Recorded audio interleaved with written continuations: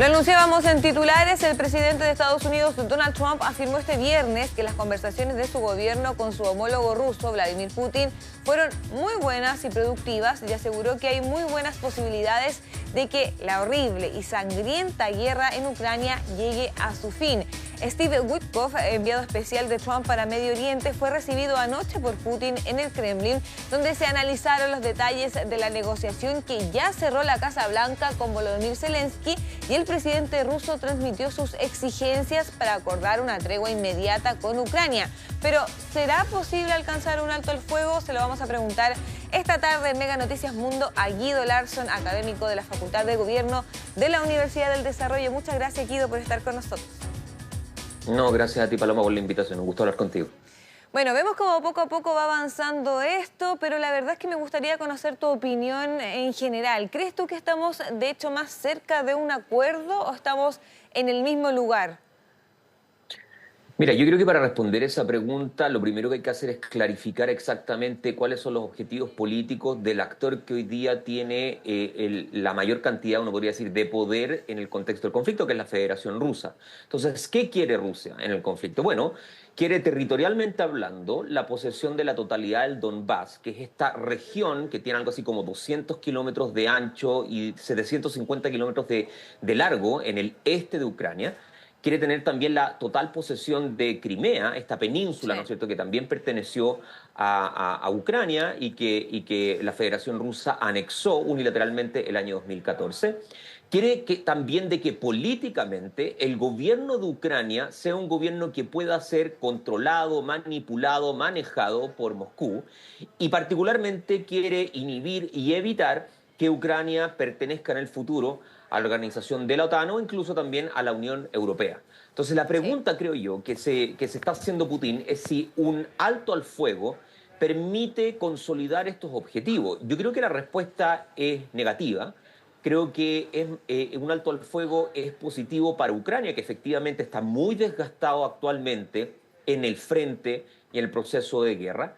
Y es posible de que Putin tenga esta doble dimensión que nosotros hemos visto en otras ocasiones, una dimensión donde retóricamente se abre a la negociación, se abre a la diplomacia, se abre al diálogo bilateral, pero por otro lado mantiene irrestrictos finalmente sus objetivos. Entonces creo yo que una tregua, y él mismo lo dijo, el mismo Putin lo dijo, una tregua que no permita la consolidación de los objetivos de la Federación Rusa, creo que va a ser rechazada de plano.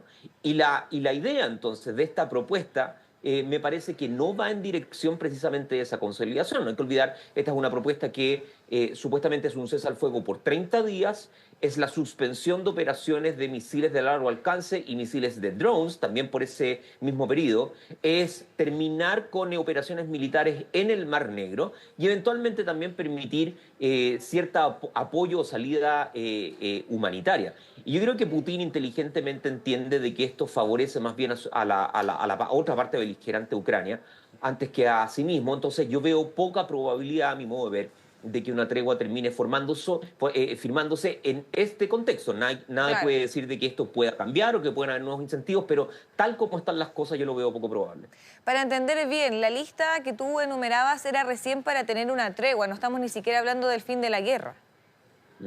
Bueno, absolutamente, porque ahí está también un poco el problema. Y uno le podría hacer la pregunta a la Federación Rusa. ¿Quién podría firmar un cese al fuego y eventualmente una paz cuando hoy día la Federación Rusa tiene una ventaja? O sea, la Federación Rusa hoy día tiene una ventaja numérica de 5-1 en comparación con los activos ucranianos. Hoy día la Federación Rusa está poniendo en problemas en el saliente de Kursk a la propia Ucrania. La Federación Rusa ha logrado, por un lado, resistir la contraofensiva ucraniana del año pasado y ha iniciado una propia contraofensiva, ganando, es cierto, no muchos kilómetros cuadrados, pero sí, al menos va a depender obviamente de la fuente, pero tal vez 10 a 30 kilómetros cuadrados cada semana. Y entonces está en una posición ventajosa. Y hay una cuestión que tiene que ver más bien con la teoría de las relaciones internacionales, y es que ningún actor firma un cese al fuego, una tregua o una paz en una situación de ventaja cuando puede finalmente cooptar y obtener mayores objetivos de lo que eventualmente va a tener. Claro, de hecho, uno de los argumentos de Vladimir Putin es que una pausa beneficiaría a Ucrania, dicen ellos, porque finalmente Rusia está avanzando en este momento sobre ellos y esa pausa le daría el poder a Ucrania para contraatacar. Pero aparentemente a Rusia no le interesa realmente una tregua. ¿Qué sensación tienes tú con respecto a eso?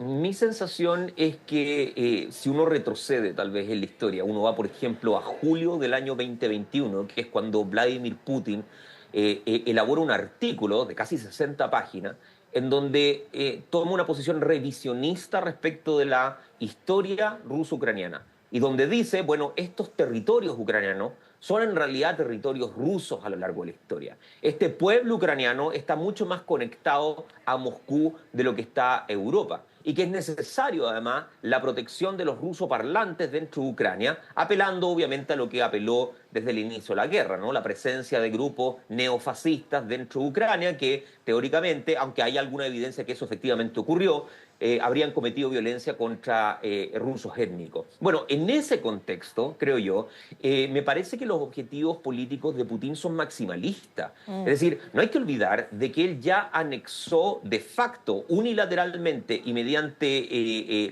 la aprobación de una resolución, ¿no es cierto?, ejecutiva, toda la zona del Donbass. Es decir, si uno revisa la constitución de la Federación Rusa y la ley de la Federación Rusa, esta zona del Donbass, que nominalmente y en base al derecho internacional es ucraniana, desde el punto de vista de la Federación Rusa es plenamente rusa. Sí. Y ese es uno de los problemas, porque claro, la pregunta entonces es, ¿Ucrania puede aceptar la anexión de lo que concibe que es su territorio? ¿Nosotros aceptaríamos de que el día de mañana un actor decidiese tomar el control de la región de Arica y Parinacota y la paz dependiera de la cesión de la región de Arica y Parinacota? Probablemente la respuesta es no. Claro. Y yo creo que ese es el dilema al cual está enfrentado hoy día Ucrania, y creo que esa es la razón por la que un cese al fuego, una tregua y eventualmente una negociación de paz en este escenario lo veo poco probable. Y hablemos de un tercer actor en todo esto, Donald Trump, que desde que asumió, ¿cierto?, en enero de este año, tuvo un acercamiento súper importante con Rusia. ¿Cómo se podría explicar eso? ¿Por qué esta dada vuelta de chaqueta, podríamos decirlo? Y por otra parte también saber tu opinión con respecto a que si crees tú que Trump realmente ejerce una influencia importante sobre Putin, o es algo más, podríamos decir, de imagen que otra cosa. Mira, respecto de lo primero, yo creo que Trump tiene un par de obsesiones políticas. Número uno, tiene una obsesión muy significativa en términos de intentar recortar donde sea y cuando sea apoyos y presupuestos estadounidenses que van, en fin, desde apoyo humanitario hasta el apoyo de la guerra. Hemos visto que Donald Trump se ha visto acompañado por el señor Elon Musk, que tiene precisamente ese mandato. Intentar generar recortes, y parte de los recortes obviamente se encuentran en ese apoyo que Estados Unidos ha entregado a Ucrania. Por otro lado, otra de sus obsesiones es enfocarse en la política interna. Y mientras tenga estos focos distractivos, léase la guerra ruso-ucraniana, léase el conflicto palestino-israelí y otros, no puede finalmente aplicar la agenda que quiere aplicar teniendo todos estos focos abiertos. Y por ende, no me parece que sea una cuestión puramente ideológica, sino que una cuestión puramente transaccional y pragmática, que creo yo que es como opera la psicología del propio Donald Trump. Y respecto a la segunda pregunta, fíjate, yo pensaría que es más bien al revés. Yo creo, no es que Donald Trump persuada a Vladimir Putin, sino que creo que Putin, habiendo tenido una historia en la KGB, teniendo enorme experiencia ejecutiva, teniendo una visión estratégica, obviamente, la toma de decisión, creo que Putin es más probable que pueda persuadir a Trump, o al menos estar en una posición en la cual la coacción de Estados Unidos hacia la Federación Rusa ha tendido a disminuir también de manera muy importante.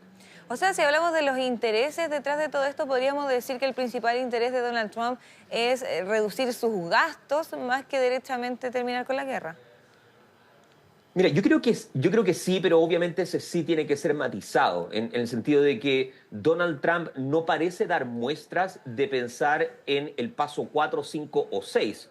que son los pasos en los cuales piensan los estrategas. Él tiene una visión más bien cortoplacista de la toma de decisión y es un poco las alertas que ha levantado, por ejemplo, Macron cuando lo fue a visitar a Washington o Keir Starmer cuando lo fue a visitar a Washington, en términos de que, claro, se puede intentar resolver o apaciguar este problema, pero en 10 años más va a terminar explotando, como de hecho explotó el año 2022 en un conflicto que venía en pleno desarrollo desde el año 2014. Entonces, creo que tiene un marco temporal mucho más acotado y eso lo hace entonces aparecer como más tendiendo a tomar decisiones rápidas sin este cálculo político donde los grandes estrategas obviamente entregan enseñanza. Claro, y además, por otra parte, Vladimir Putin dice que busca una paz duradera, pero es difícil pensar en eso, considerando que han llegado a otros acuerdos en el pasado y Putin derechamente no los respetó. Entonces, ¿cómo podemos llegar a una paz definitiva? Porque él habla de duradera, no de definitiva. Al parecer, él no lo ve como una posibilidad tampoco. Bueno, yo creo que la posición que tiene Zelensky en ese sentido podría entregar una paz duradera, pero ciertamente inestable. Zelensky estaba pidiéndole a Washington garantías de seguridad. No hay que olvidar de que Ucrania voluntaria y deliberadamente entregó todo su arsenal nuclear en el llamado Memorándum de Budapest a mediados de los 90. Y eso servía tal vez como una especie de colchón de contención frente a ambiciones territoriales rusas. Cuando pierde finalmente ese colchón, bueno, la Federación Rusa no tiene ni visión para iniciar procesos expansivos. Y acá viene un gran problema. El problema es que esto no se trata solamente de Ucrania, porque como bien lo insinúa la pregunta que haces, eventualmente la Federación Rusa puede tomar el Donbass, pero la pregunta es qué viene después. ¿No tendrá ambición sobre Moldavia o sobre los países del Báltico o sobre Polonia? Entonces, claro, una paz duradera que sea equivalente a un crecimiento territorial de la Federación Rusa, creo que ni Europa ni incluso el propio Donald Trump está dispuesto a aceptar, pero pareciera ser de que es algo que Vladimir Putin está considerando con seriedad. Bueno, parte de las dudas que tiene Putin en el caso de esta tregua y sobre las cuales dice querer debatir, porque él dice que todavía tiene que conversar acerca de esto, es, por ejemplo, quién va a dar la orden de detener el combate o cuál sería el precio de esas órdenes, quién determinará dónde y quién las violó. Son las preguntas que él hace abiertamente. A tu parecer, ¿cuál sería la mejor opción en este caso? ¿Quién debería ser el mediador? Considerando que la Unión Europea y Estados Unidos ya no están tan unidos, ¿cierto?, como antes en este tema, ¿cuál de los dos podría actuar como mediador en este caso? No, Si que fuera uno de esos dos. Sí, desde el punto de vista de la potencialidad, el único actor que es capaz de por sí solo hacer de mediador es evidentemente los Estados Unidos. Pero ahí obviamente hay que agregar el hecho de que Donald Trump tiene una relación fría, cortante, insolente, uno podría decir, si uno toma lo que pasó hace 2 semanas atrás con el presidente Zelensky ucraniano, y esta ambivalencia que tiene también con Vladimir Putin. Pero ojo que hay una cosa adicional, y es que a Vladimir Putin no solamente le interesa ese tipo de protocolo en torno a qué es lo que está ocurriendo en el frente, sino que le interesa mucho tratar de evitar de que Ucrania pueda rearmarse, pueda rotar sus fuerzas y eventualmente pueda lograr movilización de nuevas unidades. Uno de los grandes problemas que tiene Ucrania en el frente es que sus fuerzas están desgastadas, de que sus fuerzas han tendido obviamente a quedar inactivas por muerte, por problemas obviamente en el frente, etc. Y Zelensky siempre ha estado un poco en la duda en torno a si llama una nueva movilización. Y un cese al fuego puede entregar suficiente espacio para poder entregar precisamente nuevas unidades que vayan al frente. Y eso también creo yo que es algo que Putin le gustaría inhibir. Por lo tanto, creo que hay discusiones todavía en marcha. Creo que no va a salir humo blanco en las horas inmediatas, pero, como yo lo dije al inicio, no quiere decir de que una tregua o un cese al fuego no se vaya a firmar, pero me parece que todavía quedan demasiados cabos sueltos para que sea satisfactorio para la Federación Rusa en particular y eventualmente para las garantías de seguridad de la propia Ucrania. Exacto. Y por último, también comentar cómo quedan las relaciones entre la Unión Europea y Estados Unidos después de todo lo que ha pasado durante las últimas semanas y si es que Ucrania podrá salir adelante sin el apoyo estadounidense, si es que definitivamente se corta eso, que por el momento está bastante endeble, pero no se ha cortado de forma definitiva. Sí, bueno, uno es la relación política. Yo creo que la relación política está muy enfriada. Creo que todo lo que ha pasado durante las últimas 2 semanas es señal de que Europa entiende de que no puede realmente contar con los Estados Unidos y esa es la razón por la cual Alemania, Gran Bretaña, incluso Francia han mencionado de que elevarán sus presupuestos de defensa, ¿no? En parte por eso.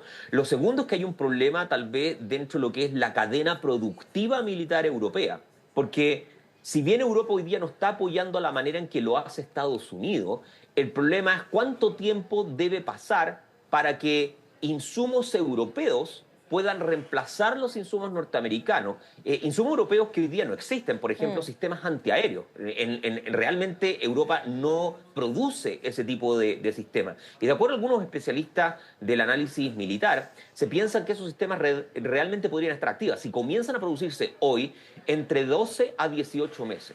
Lo que significa obviamente que desde la perspectiva de Ucrania, tendrá que resistir con lo que tiene durante ese periodo, lo que a su vez fomenta una especie de cambio cualitativo del conflicto, que ha sido relativamente simétrico, a probablemente pasar a un conflicto más bien asimétrico, donde Ucrania intente desgastar a la Federación Rusa y con eso ganar algo que no está teniendo, que es tiempo.